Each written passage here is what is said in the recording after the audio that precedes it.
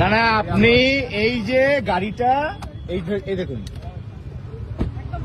এই যে দেখুন ওপর থেকে এই ব্রিজের কাজের ওপর থেকে পাথর পড়ছে।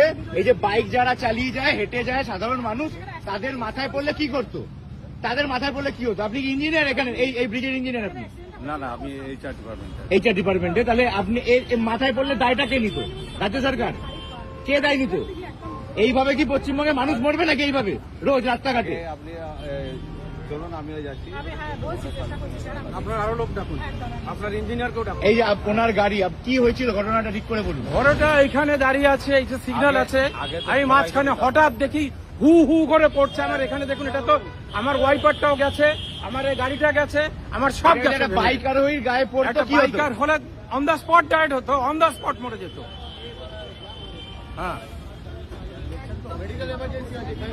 এইভাবে আমরা ডিউটি করে আমাদের জীবনে রিস্ক কে নেবে? আর এই যে ওনারা ডিউটি করছেন, এই যে পুলিশ অফিসাররা এখানে ডিউটি করেন, আপনাদের গায়েও তো পড়তে পারে, আপনাদের গায়ে ওপর দিয়ে পড়তে পারে, আপনাদের গায়ে ওপর দিয়ে পড়তে পারে, আপনিও মরে যেতে পারেন। তাহলে ওপর থেকে এরকম পাথর পড়ছে, এরকম ভাবে রিস্কের এই কাজটা হচ্ছে, তাহলে কে দায় কে নেবে? এর দায় কে নেবে?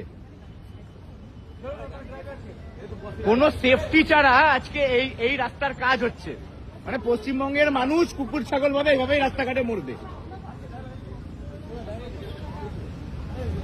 এই দেখুন পুরো জ্যাম হয়ে গেছে, উনি রাস্তা ব্লক করে দিয়েছে। ওই যে আবার পড়ছে, ওই দেখুন, ওই দেখুন, এই সঙ্গে সঙ্গে আবার পড়ছে ওপর থেকে, এই দেখুন আবার পড়ছে, এই দেখুন, এই যে পুলিশ অফিসার, এই যে আপনাদের সামনে পড়ছে ওপর থেকে পাথর, দেখুন। এই যে কন্ট্রাক্টর তো আপনি তো কন্ট্রাক্টর, আপনার সামনে দেখতে পেলেন, আপনি দেখতে পেলেন আপনার সামনে পাথর পড়ছে ওপর দিয়ে, ওই যে পাথর পড়ছে। এই যে সাধারণ মানুষের সেফটি নেই।